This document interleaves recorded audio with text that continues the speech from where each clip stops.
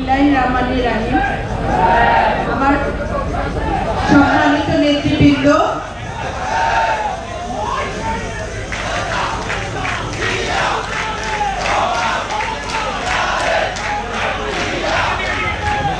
মানিকগঞ্জ থেকে আগত সম্মানিত নেতৃবৃন্দ এবং ঢাকা থেকে আগত সম্মানিত অতিথিবৃন্দ, আমি অত বিশেষণ দিয়ে না বলে আমি যেহেতু ভাই, সবাইকে ভাই বলি ডাকি।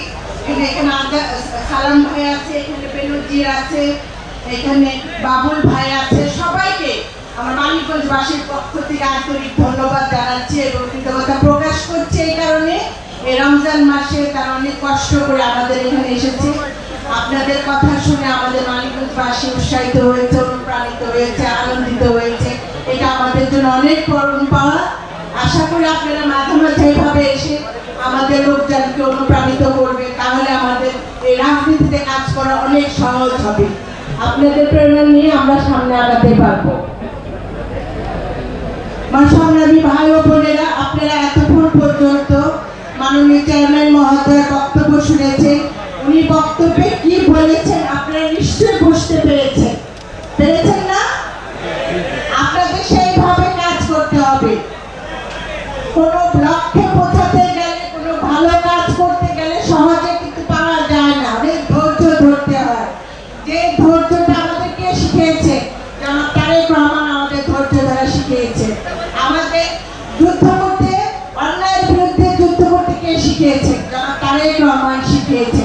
আমাদের রাজপথে সংগ্রাম করতে কে শিখিয়েছে? জনাব তারেক রহমান শিখিয়েছে।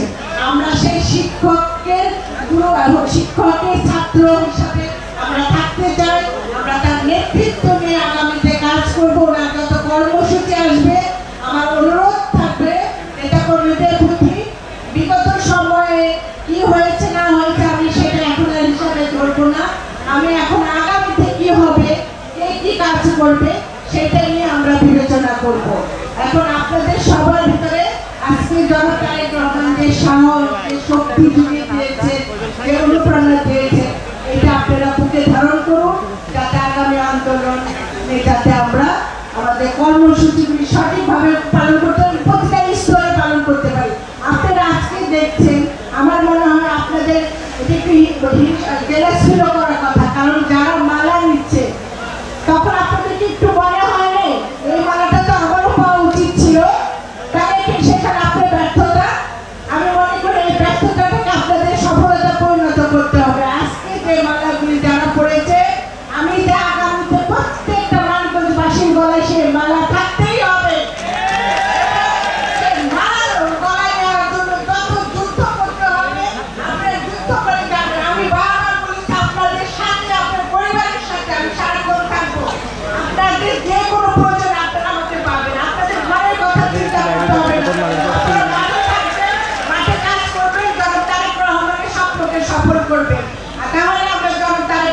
বাংলাদেশে আসতে পারবে। আপনারা বারবার যে বলেন জনাব তারেক রহমানকে আপনারা দেশে আসতে চান, যদি সত্যি মন থেকে দেশে আসতে চান, তাহলে আপনাদের আজকে বুকে ধারণ করতে হবে, বুকে ধারণ করতে হবে।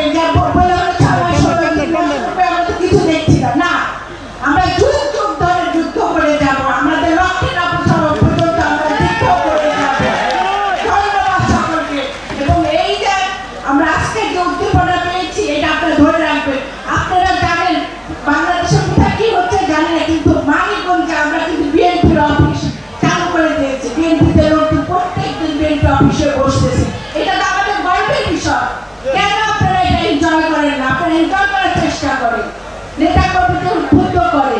কারণ আমরা তো সবাই মাথায় নিয়ে এসেছি যে আমাদের যে জুলুম করতে সহ্য করতে হবে, আমরা মামলা খাবো, সেটা আমি নিজেও তো মামলার আসামি, কিন্তু আমাদের হতাশ হয়ে চলবে না, আমাদের যুদ্ধ করে যেতে হবে, আমাদের সবসময় পজিটিভ মাইন্ড নিয়ে আগাতে হবে। আমি মনে করি আমার নেতা কর্মীরা সেই সাহস, সেই শক্তি আমার নেতা কর্মীদের ভিতরে আছে। তারা ইনশাআল্লাহ আপনাদের কাছ থেকে সেই প্রত্যাশিত ফল পাবো বলে আমি বিদায় নিলাম। খোদা হাফেজ। বাংলাদেশ জিন্দাবাদ, জাতীয়তাবাদী দল জিন্দাবাদ। আজকে ইফতার মাহফিলের সমাপ্তি ঘোষণা করছি। আপনাদের জন্য তবারকের ব্যবস্থা করা হয়েছে, আপনারা সবাই সেই তবারক গ্রহণ করবে।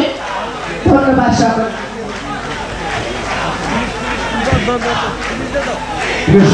আমার আর কিছুক্ষণ সময় আছে ইফতারে। আমি প্রত্যেকটা